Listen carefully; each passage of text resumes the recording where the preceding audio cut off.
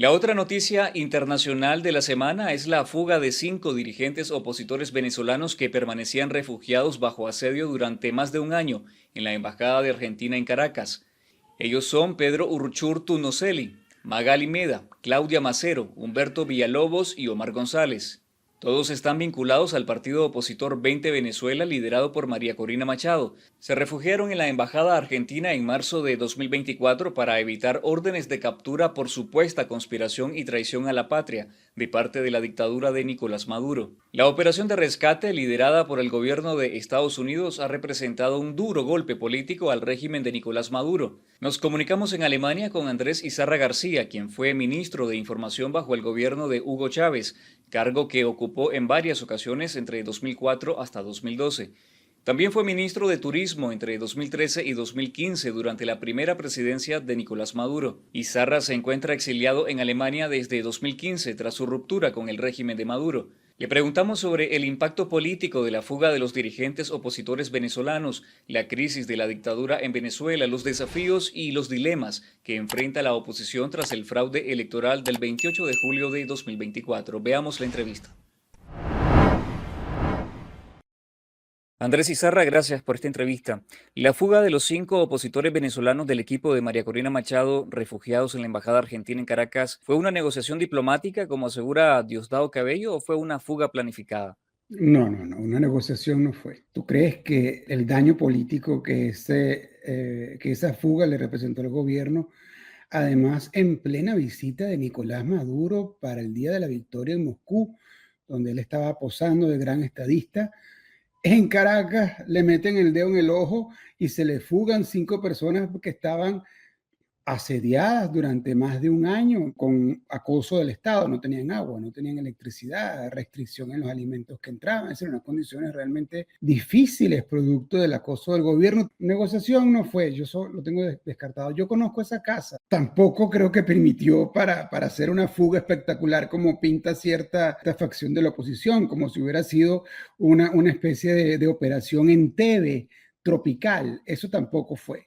Frente al hecho político, eso pasa para el anecdotario, ¿no? Para la gente que quizás está buscando una historia hollywoodense, pero ahí lo trascendente es el hecho político, que es la fuga de estas personas, la grieta que eso representa para un gobierno que necesita de la narrativa del miedo como uno de los pilares sobre los cuales se sustenta la dictadura, en momentos donde acaban de realizar, ¿no? En julio del año pasado, hace apenas unos meses, un fraude electoral brutal. Que le hagan eso es realmente grave. Desde el punto de vista político es una derrota a todas luces, noble además, un golpe muy noble que la gente de María Corina Machado le ha perpetrado al gobierno. Tú citas a Diosdado Cabello, pero realmente su presentación en el programa ese que él tiene de odio todos los miércoles, el performance fue patético. Es decir, están tratando de sacar argumentos y de construir argumentos de donde no los hay. Obviamente esa gente se escapó. Si lo hicieron con complicidad interna, si lo hicieron pagando, cómo lo hicieron, el hecho es que lo hicieron, y eso representa para un gobierno que necesita la narrativa del miedo y de mostrarse omnipotentes y a prueba de balas, es una falla muy grave. En un artículo de opinión mencionas que el operativo en Caracas no cambia el poder, pero matiza el ánimo. ¿Qué reacciones ha provocado esta noticia en las filas del régimen y en la oposición? Además, claro, de la reacción de Diosdado Cabello. Obviamente para la oposición es moralizante, porque este gobierno omnipotente que tiene a todo el mundo aterrorizado, pues muestra una grieta. O sea, sí se puede. Y ese sí se puede aporta a lo que ha sido el mensaje fundamental de María Corina y lo que ha levantado a la gente a seguirla, que es que, bueno, luego que se han hecho infinidad de intentos, han habido intentos de subversiones militares, se ha marchado, se ha votado, se ha intentado todas las formas políticas posibles. María Corina insiste que sí se puede, y ese sí se puede los llevó a derrotarlos electoralmente y a demostrar, sobre todo, que es lo importante del hecho del 28 de julio, a demostrar que el gobierno fue derrotado, cosa que el gobierno obviamente no puede argumentar en contra porque no tiene las pruebas. Y el que le hayan hecho, el que le hayan dado ese golpe noble de extracción o fuga o como sea que se dio, pero se dio, en este momento ayuda a remoralizar una oposición que una vez que ganaron, pero no cobraron y que reaccionó, se fue a la calle y se desató una racia represiva como nunca se ha visto en Venezuela, comparable solamente con la dictadura del Cono Sur, que resultó miles de presos, entre ellos niños y adolescentes que todavía permanecen presos, por cierto. Ese golpe de moral a la oposición o al pueblo en realidad que acompañó la propuesta de María Corina Machado y logró el triunfo de Edmundo González, al no poder cobrar este golpe de alguna forma, bueno, reitera ese mensaje de que sí se puede. Antes ha dicho también que esa fuga podría revelar complicidad, traición o simplemente ineptitud del régimen. ¿Cuál es el estado de la dictadura venezolana después de ese fraude del 28 de julio? ¿Hay fisuras internas visibles? ¿Hay desconfianza? ¿Hay una crisis de desconfianza? Es muy elocuente que de la costra madurista los hermanos Rodríguez no hayan salido en defensa de Cabello. Cabello está solo, Maduro está en Moscú jugando a ser el nuevo Assad. Cabello lo dejaron solo tratando de defender y dar la cara, tú sabes, la mueca que le sale ante este hecho tan humillante para este gobierno que alardea de su fuerza. Internamente, obviamente, pues siempre han habido muchas tensiones, muchas rencillas. Unión no hay, pero bueno, hay una colaboración porque están todos en el mismo barco. Y como ese es un gobierno que no va a entregar el poder nunca jamás, yo lo he dicho mil veces, yo los conozco porque trabajé con ellos muchos años y sé cómo piensan ese gobierno. Esa élite política no se rige por leyes o por normas políticas o por ética. No, es una élite que nunca, jamás va a salir del poder a menos que sea desplazado del poder. El hecho que hayan dejado Cabello solo defendiendo esta torta, pues es muy elocuente. Adicionalmente, lo que eso significa para la seguridad de ellos. Esto es una gente que anda con cientos de escoltas. ¿Cuáles de esos escoltas es el próximo que los va a traicionar? ¿Quién los va a vender? Esto es una gente que tiene sobre cuya cabeza penden recompensas de 10, 15, 12, 20 millones de dólares, no lo sé. Pero la paranoia interna con que esa gente se debe mover dentro del territorio debe ser significativa. Es decir, yo fuera ellos y estaría revisando mis dispositivos de seguridad, porque así como se llevaron a esto, obviamente ese es el mensaje. Por eso es que quien da la noticia de que esta gente fue rescatada es Marco Rubio. Lo que los gringos están diciendo es, los estamos cazando, lo hicimos una vez y vamos por ustedes. Ese es el mensaje. Por eso es Rubio quien da la noticia y quien de alguna forma la administración se atribuye esta amenaza velada o este mensaje velado. ¿Dónde está hoy la oposición venezolana? ¿Tiene una estrategia en la clandestinidad con María Corina Machado y en el exilio con Edmundo González? Yo no soy parte de la oposición, o sea, no de esa oposición. Ellos andan organizando un partido, como tú dices, clandestino llamado VEN, están tratando de hacer como un movimiento de movimiento, o lo que fue su base político operativa, los comanditos, la gente que le dio precisamente gracias a quienes se pudo demostrar que la elección la ganó la oposición.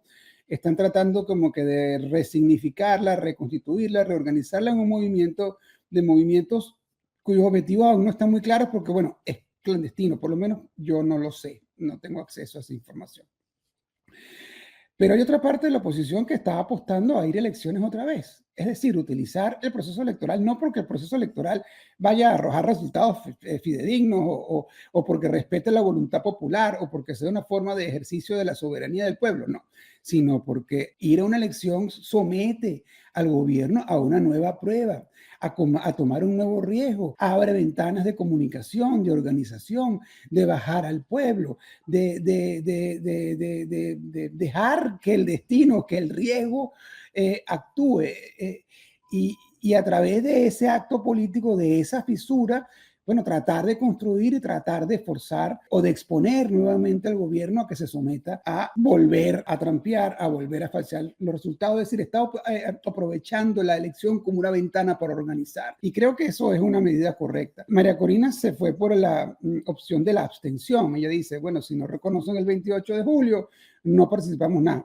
Yo creo que es un error, lo he dicho públicamente, creo que precisamente si ella está organizando un movimiento de base o un movimiento de movimientos, no hay mejor oportunidad o, no, o mejor, como digamos, fachada para hacerlo que la oportunidad que le brinda el proceso electoral del 25 de mayo. Pero esto además tiene un problema aún más grave, que es que el gobierno va a modificar la Constitución, como ya lo anunciaron, para gobernar de facto o para pasar de gobernar de facto a gobernar de jure. Y ese proceso electoral viene a fin de año. Si perdemos la oportunidad de ejercitar el músculo organizacional, de movilización, de participación en esta elección, vamos a ir muy disminuidos para esa elección de diciembre, que es realmente la elección estratégica, que es la elección con la que Maduro pretende, bueno, instaurar para siempre la dictadura. Pero ¿cómo se perciben los ánimos en las calles venezolanas desde que el gobierno acabó con la movilización ciudadana después del fraude del 28 de julio? El rescate de la embajada ha reanimado los ánimos de lucha, es lo que yo siento. Yo no estoy en Venezuela, como tú sabes, yo tengo ya más de 10 años de exilio. Estoy obviamente en permanente contacto con lo que ocurre en el país. Lo que entiendo es que hay un sector que esté remoralizado y dispuesto a pelear a pesar de las circunstancias. Ahora, básicamente la tensión del venezolano es en sobrevivir. La crisis económica es brutal. La paridad cambiaria continúa, la moneda devaluándose de forma brutal. Los salarios cada vez duran menos o rinden menos. La moneda compra menos, la inflación se está tragando el país, estamos entrando de nuevo en un ciclo hiperinflacionario. El país está sometido a sanciones brutales por parte de los Estados Unidos, en fin. La situación, el día a día en Venezuela es muy, muy, muy difícil y eso es lo que ocupa la mayor parte de la atención y la preocupación de la gente en este momento. ¿Qué evaluación tienes de la relación entre la nueva administración estadounidense y el régimen venezolano en los primeros 100 días de la administración Trump? ¿Venezuela está en las prioridades de la Casa Blanca? Yo creo que está por lo menos en el radar de Marco Rubio y Marco Rubio pareciera tener bastante poder. No creo que esté en las prioridades de Trump. Yo creo que, fíjate que Trump no se ha dirigido a la oposición venezolana, casi no menciona ese tema. Ese no es un tema que él, que ya en la primera administración salió, digamos, sí, perdiendo con la apuesta que hizo a Juan Guaidó, no pareciera que Trump mismo, él mismo, quisiera darle mucho capital político a ello.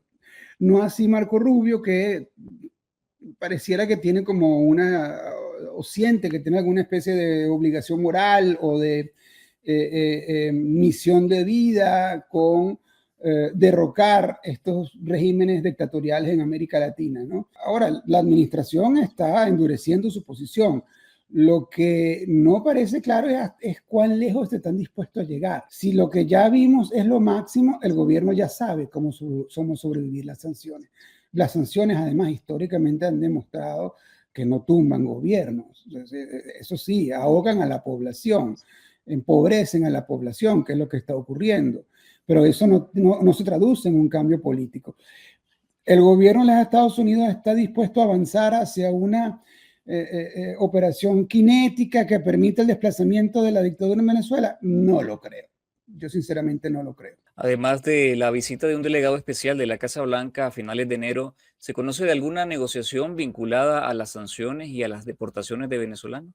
Entiendo que Grenell, que es el enviado especial para estos temas, estaba trabajando en eso. Sin embargo, ayer Grenell puso un Twitter que dejó a todo el mundo en Venezuela con una gran incógnita. Él, sabes que las refinerías venezolanas se las han entregado a los chinos después de décadas que Venezuela manejaba sus refinerías a través de PDVSA y teníamos una capacidad técnica y una capacidad gerencial y sobre todo de los trabajadores de primer nivel. Esos son los trabajadores que recuperaron la empresa petrolera luego del sabotaje.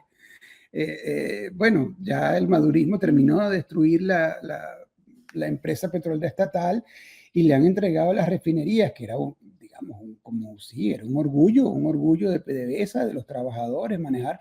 Nosotros teníamos el complejo refinador más grande del mundo, que era el complejo refinador Paraguaná, solamente comparado luego hicieron uno más grande en Arabia Saudita.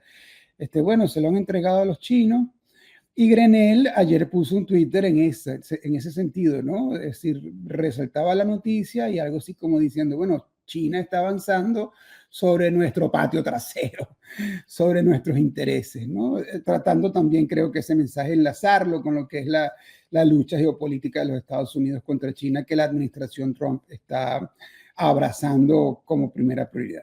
¿Y de qué depende un giro en ese estado de inercia en que se encuentra la situación venezolana? ¿Depende de la presión externa, de las calles o de la crisis de confianza, las fisuras dentro del régimen? Mira, eso va a depender de los venezolanos. Si nosotros tenemos unos gringos o cualquier potencia extranjera que nos resuelva el problema de los venezolanos, nosotros no estamos resolviendo nada. Es decir, eso no va a resolver el problema de fondo. El regreso a la democracia, la transición democrática en Venezuela tiene que ser forjada por los venezolanos. Tiene que ser producto de nuestro esfuerzo, no nos los tiene que entregar una potencia servido. No, yo creo que va a depender de nuestra capacidad organizativa, de nuestro ingenio político. Eso no quiere decir que una potencia apoye o sí, brinde todo tipo de apoyo diplomático, logístico, financiero, como lo han hecho, ¿no? Pero los venezolanos son los que tienen que estar al frente de cualquier proceso de transición y de cambio que ocurre en el país.